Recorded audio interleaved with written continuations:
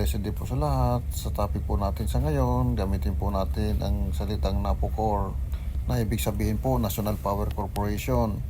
Isang korporasyon na pag-aari at kinokontrol ng pamahalaan ng Pilipinas.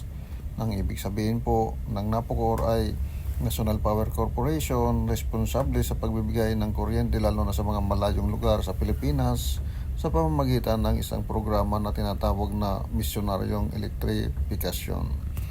Tamang-tama po, kailangan natin ang power o lakas para maging matatag sa mga hamon ng buhay. Ang topic po natin talaga ngayon ay ang mga kalasag o mga kasuotang panglaban na bigay ng Diyos o panglabanan natin ang kasamaan. Sabi nga po sa Episyo 6:13, kaya kunin nyo ang buong baluti ng Diyos upang kayo makatagal sa araw na masama. At kung magawa na nyo ang lahat ay tumayong matatag. Bilang mananampalataya po kay Kristo, hinikayat tayo na magkaroon ng malakas at matibay na proteksyon at puwersa sa pananampalataya para kaya nating humarap sa mga hamon ng buhay. Ang mga kasuotan bigay ng Diyos po ay nagrepresenta sa kahalagan ng pagsunod natin sa katotohanan po ng Diyos at pamumuhay alinsunod po sa mga plano ng Panginoon. Kailangan alam natin ang mga gagamitang bigay ng Diyos para sa pagkikipaglaban sa spiritual na laban. At dapat po handa tayong isuot ito. Ang laban po natin kasi dito sa mundo ay hindi laban sa laman at dugo, kundi po laban sa spiritual na puwersa ng kasamaan o panliling lang ng demonyo. Kaya po ang mga sumusunod ay mga kasuotan, pandigma o kalasag na bigay ng Diyos na panlaban sa gawa ng Diablo upang maging matatag po tayo. Ang una po ay nakabigkis na sinturon ng katotohanan. Sabi nga po sa Episyo 6:14, kaya maging handa kayo, ibigkis sa inyong mga baywang ang sinturon ng katotohanan at isuot sa dibdib ng ang baluti ng katwiran.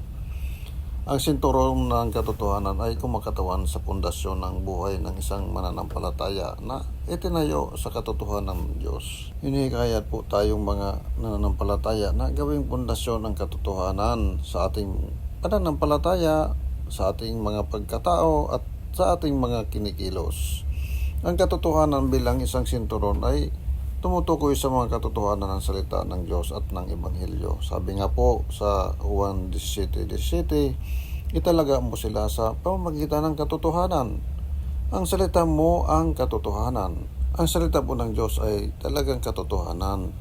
Ang pagtali po ng katotohanan sa ating mga balakang ay nangangahulugan na pagpapatibay ng ating buhay sa mga prinsipyo ng Biblia, mga doktrina at isang matatag na pag-unawa sa kalooban ng mga salita ng Diyos. Kaya po pag-aralan po natin ang Biblia, magsinturon tayo ng katotohanan na kay Kristo. Pangalawa po, angkop na proteksyon sa dibdib o breastplate ng katwiran. Sabi sa Episyo 6:14, kaya maging handa kayo, ibigkis sa inyong baywang ang sinturon ng katotohanan at isuot sa dibdib ang baluti ng katwiran. Ang breastplate po ng katwiran ay bahagi ng baluti ng Diyos na nais ng Panginoon na isuot po natin na mga nanampalataya kay Kristo. Ito po ay isang kalasag na nagbabantay laban sa mga pag-atake ng kasamaan at tukso at nagbabantay po sa puso ng nananampalataya o mga Kristiyano. Ang katwiran dito po ay tumutukoy sa pamumuhay na tama, makatarungan at naayon po sa kalooban ng Diyos upang purihin ang Diyos. Ito ay tungkol sa pagkakaroon ng matuwid na puso at isipan na humahantong po sa matuwid na mga pag-iisip at aksyon sa buhay na may pananalig kay Kristo. Sabi po sa Roma 3:26, upang mapatunayan sa panahong kasalukuyan na siya ay matuwid at upang siya ay maging ganap at taga-aring ganap sa taong mayroong pananampalataya kay Jesus. Tandaan po natin, walang ibang banal at matuwid kundi ang Diyos. Ang katwiran ng Diyos po ang makakapagligtas po sa atin sa pamamagitan po ni Kristo. Kaya po ang baluti sa dibdib na ito ay proteksyon para magkaroon ng matuwid na buhay dahil sa katwiran ng Diyos, hindi dahil sa ating mga katwiran. Lagi pong tandaan natin na dahil kay Kristo tayo po ay may pag-asa na makapamuhay sa kanyang kaharian dahil siya ang nagbigay sa atin ng kapatawaran ng ating kasalanan. Iniingatan po ng katwiran ng Diyos ang ating puso mula sa impluensya ng kasamaan at tukso. Alam baga po naman natin na Ang puso natin ay pinanggalingan ng ating damdamin, pag-isip at pagnanasa. Kaya dapat may panangga tayo sa ating puso na galing sa katwiran o kabanalan ni Kristo. Ang pangatlo po ay P, pagsuot ng protection sandalyas ng Ebanghelyo ng Kapayapaan.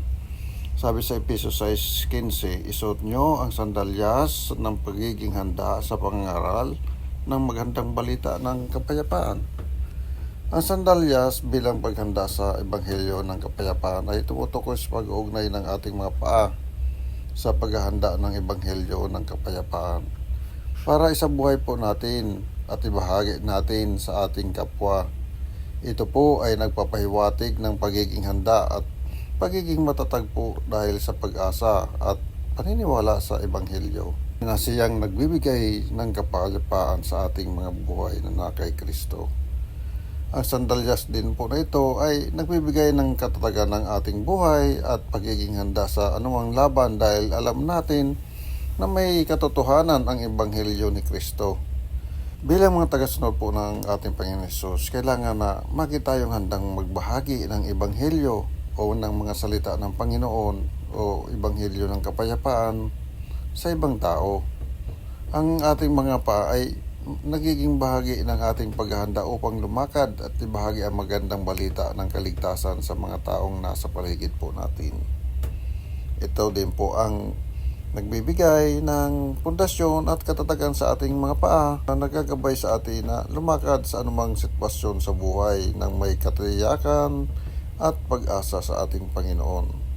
Tandaan po natin na dahil kay Kristo tayo nagkaroon ng kapayapaan sa Diyos at magkakaroon tayo ng kapayapaan. Sabi nga po sa Roma 5:1, kaya't yamang tayo inaring ganap sa pamamagitan ng pananampalataya, mayroon tayong kapayapaan sa Diyos sa pamamagitan ng ating Panginoon Hesukristo. Dahil po sa kapayapaan ng salita ng Diyos, naalagaan ito ang mga paa natin para proteksyonan tayo sa mga hamon at pagsubok sa mga dinadaanan natin.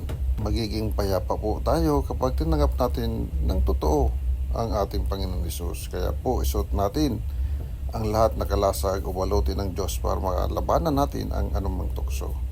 Dito muna po tayo magtatapos sa 3 kasutang bigay ng Diyos sa pagtatagumpay sa hamon ng buhay at ipapatuloy po natin sa susunod ang iba pang kalasag na bigay ng Diyos sa atin. Salamat po. God bless.